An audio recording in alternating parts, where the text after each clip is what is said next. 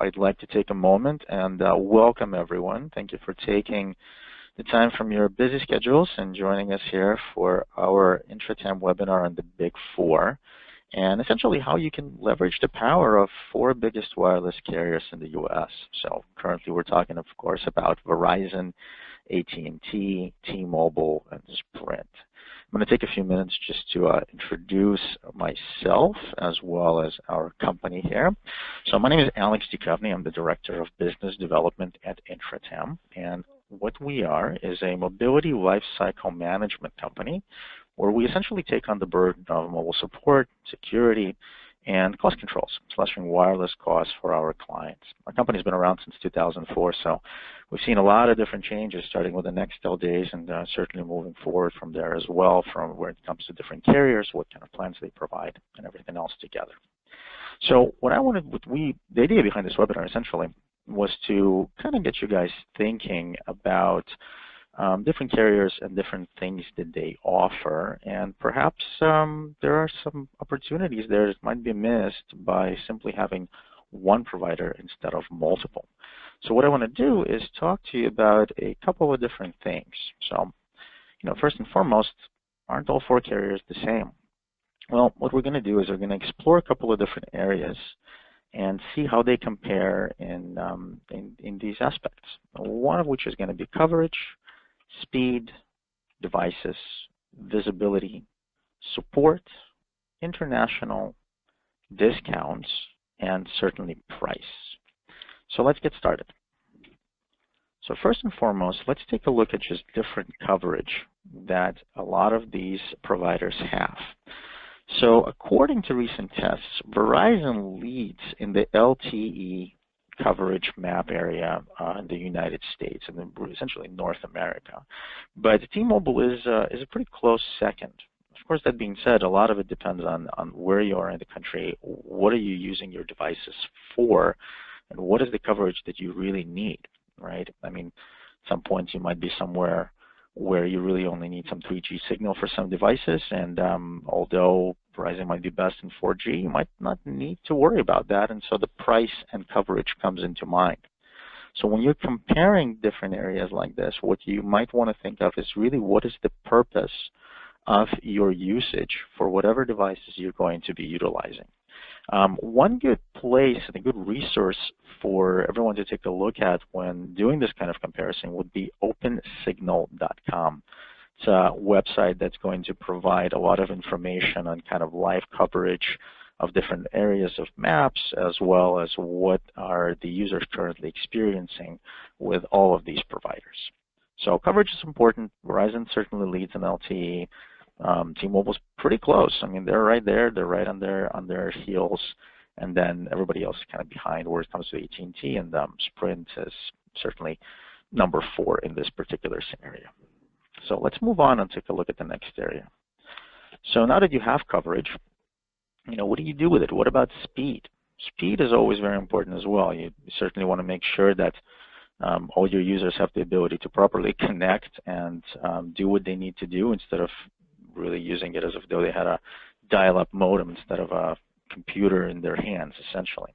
So according to PCMag, Big Red, which is Verizon again, is the winner in this area, but only slightly. T-Mobile and AT&T are pretty close behind, with only Sprint falling fairly short in speed in general. So that being said, remember that all of these providers will throttle your speed, especially on unlimited plans. So you have to look for usage and users where they are essentially using all of these providers in the proper way. So if you have somebody who's a high user, they might not need the proper plans. You have to analyze all these things, and this is essentially what we do for our clients. We look at what kind of usage they're exhibiting and what they're utilizing and how they're utilizing these devices and what sort of speed do they need, and then make sure that we can align those needs with the proper provider. And so that gives you the best possible way to leverage all this power from different carriers. So again, Verizon's leading things, T-Mobile, AT&T is right there. T-Mobile's probably going to be inching in a lot closer as well, and Sprint is a little bit lower in that spectrum when it comes to just different speed on LTE. So let's look at what else we have. So when it comes to devices, essentially all these carriers give you the ability to get really any device that you need. So this is somewhat of an easier thing to look at. You really have to consider a lot of other aspects, but when it comes to device, the costs and things like that, you can always find what you're looking for. I mean, now you have Apple coming up with a couple of new products, which I'm sure everybody saw yesterday. And so all these deals and all these things will always come into play as well, and they constantly come up with new specials. So really what you're looking for is to make sure that whatever carrier you choose, or for whatever users or purpose you will be choosing it for, has the device that you will need to cover your needs for. And again, pretty much all of them will do that. So next one, and I think it's in somewhat of an overlooked area, is the visibility. And what do I mean by visibility?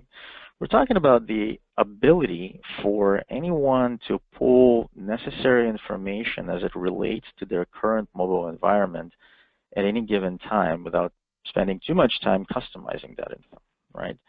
So what we are looking at is, for the most part, you're looking at portals. Carriers want you to log into their portals, look at their information, download different reports, and find what you need. A lot of it is pretty simple, and you can get some basic info fairly easily. But when it comes to things like cost centers, GL codes, departments, locations, things become very complicated. All these reports have to be customized. And for the most part, none of these carriers give you the ability to make it so easy that you can just pull one report, have exactly what you need, upload it to where it needs to be in your current software, and just be done with it. Everything has to be done very, it's complicated, essentially. So you really have to create and design all of these things yourself. So practically, for what we do for all of our clients is we customize reporting. And all it does, and really what the most important thing that it does, is that it saves time. So when you need a report, it's all available immediately, and it's done. So what happens when something goes wrong with these portals or anything like that? Really, on all these services, what you're looking for next is support. And support breaks down in a couple of different areas. The way we see it is that it breaks down between your rep support, whereas your representative, someone managing your account, what they're going to do for you, and customer service support. So the rep support there is really a couple of things you need to look for. Does the rep proactively bring you new deals? When a new plan comes out, are they there to tell you, hey, there's something really new where you could save some money? Do they find savings within your existing accounts? Are they really looking at what's been going on? How have you been utilizing things? Have you been overpaying? Have you had a lot of overages? Right? Are they coming to you with all these things? Are they addressing things like suspensions, activations, account management? Just all basic management of your account. And it's really tough for a rep to be able to do all these things because they are juggling a lot of different things at the same time, like being able to bring new accounts, managing existing accounts, farming, selling, whatever needs to be done. But at the same time, this is the kind of support you want to expect from someone managing your mobility. So the second part of that support is customer service support. Can your end users just pick up the phone and call T-Mobile or call Sprint or call Verizon and get the kind of troubleshooting support that they need? Right? That's a question that you have to ask. And how quickly are they going to get back up and running?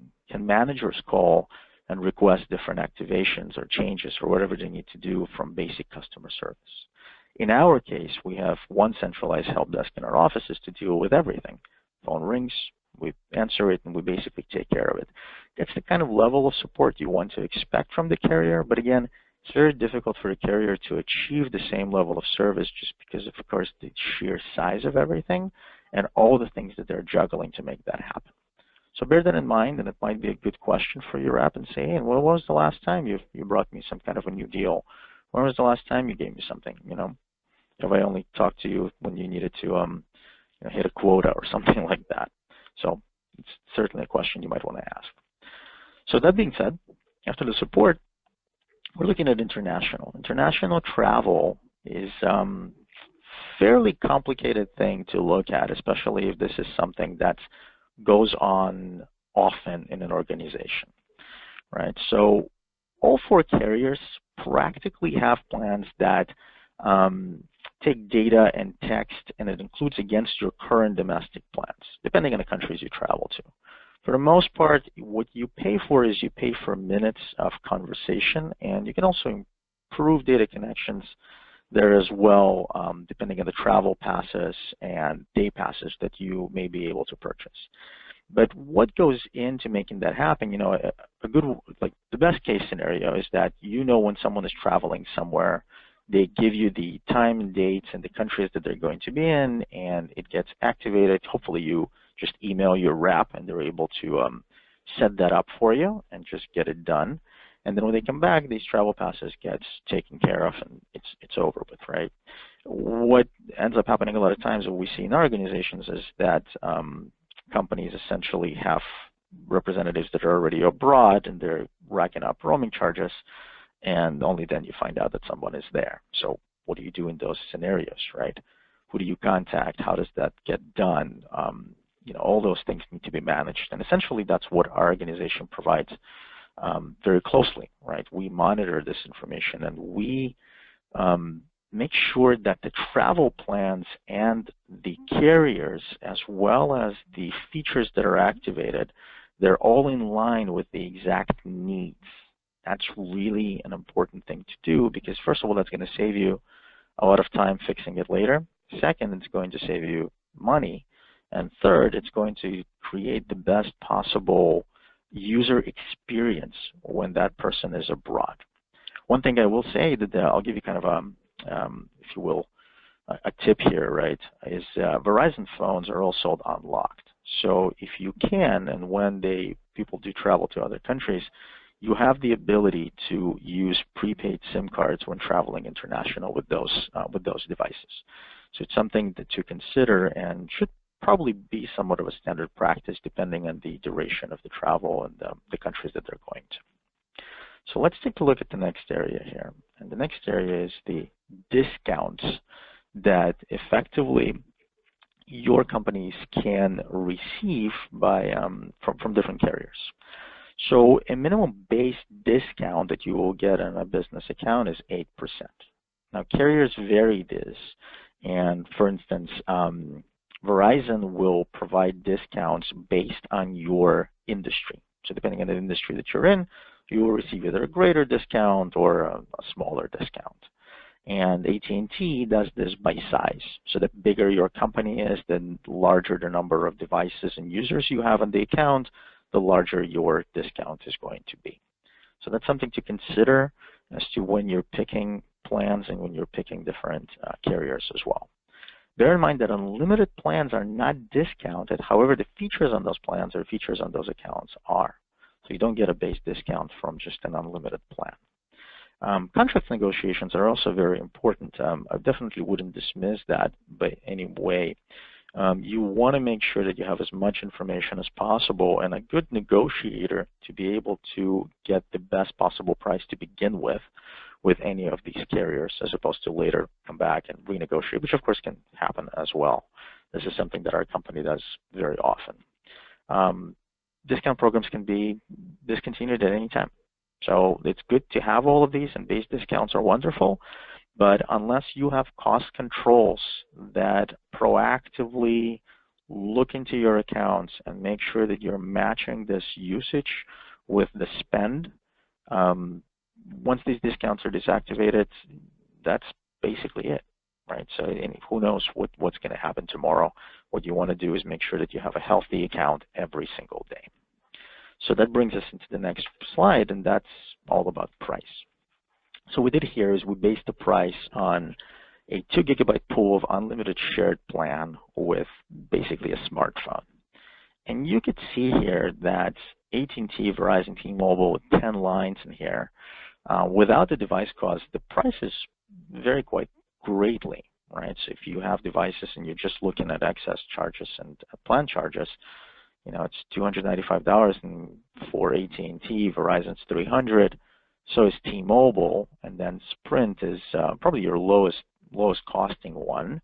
But when you look at device costs being included in there, things kind of start to get a little bit more interesting. So they're pretty much all the same between AT&T, Verizon, and Sprint. It's about $500, but T-Mobile keeps it at $300 because the equipment is essentially free there. So you want to make sure that if the coverage, the speed, the international plans, the devices that they have, if all of that works for you on whatever plan, right, or whatever carrier, that is the one you're looking for that specific setup. And then whatever other ones that don't fit into that scenario, you can utilize other carriers to fit that plan as well. So if you have multiple carriers and you have multiple needs, there's going to be some that will provide what you need for and cover exactly what your requirements are. So if they're so close together, right, this essentially the conclusion here, if you will, or not really a conclusion, but a takeaway is that you can find what you need on different carriers and in one carrier as well. But it makes more sense to utilize the best parts of each individual provider to get you what you need. So then the question becomes, why do most companies typically only have one carrier? Right? So there's a few that have a couple of different ones, maybe for whatever reasons, but for the most part, we're seeing that a lot of them are sticking to one. And really, the number one answer that it comes down to that we found is vendor management. We spend a lot of time managing vendors. We see that the IT, the finance, all of these different areas and corporations spend a lot of time managing vendors. And so they don't want to do that. They want to have somewhere one person that they have to call, right? Imagine if you have to pull multiple reports from multiple areas, you have to combine those reports, if you have to have separation of different support staff, etc. Right? So having one makes it very simple. However, that may not be the best practice for your organization. And some of the other areas or factors that come into play is, great advertising. Look at T-Mobile. I mean, they have amazing advertising, right? Legacy. Someone's, we're only an AT&T shop. We're never going to go with somebody else. Personal bias. Someone in the company, usually a higher up in the company, had some sort of bad experience with Sprint, and they'll never consider Sprint again, although that might be the best scenario for their exact needs. All right. Persistent salespeople, that can certainly have a good impact on things as well. And again, it comes back to ease of management. So really, essentially what we're trying to see here is what can anybody do here to leverage the power of all four carriers with ease and not have to have any issues with this, right? You still want single point of contact. You still want to make it as easy as possible to manage, to reduce your costs, but to get the best possible service. And so typically that's what's possible with any third-party providers or mobility management companies like ours, where you could really benefit from all carriers and everything that they have to offer and get things done in such a way that it's going to be the best scenario for your company. So hopefully this gives you a little bit of food for thought, if you will, if you're considering other carriers or if you're considering switching some things around. I'm happy to chat with anyone interested in more details offline. Definitely, see if there's any gaps that can be filled. One of the best ways to get things done is to get a complimentary audit. You can get a complimentary audit of your existing setup and see what can be done. How can you leverage multiple carriers? How can you leverage different providers, or just really another way of doing things? So I'd like to thank everyone who joined us today. And again, you can contact me at pretty much any time. Here, I'm going to put my information back up here again for you guys. And I'm happy to chat with anyone offline. You can email me. You can call me direct at the 310 number and see what we can do and how we can help you guys out. Thank you very much, and I hope everyone has a great day. Bye-bye.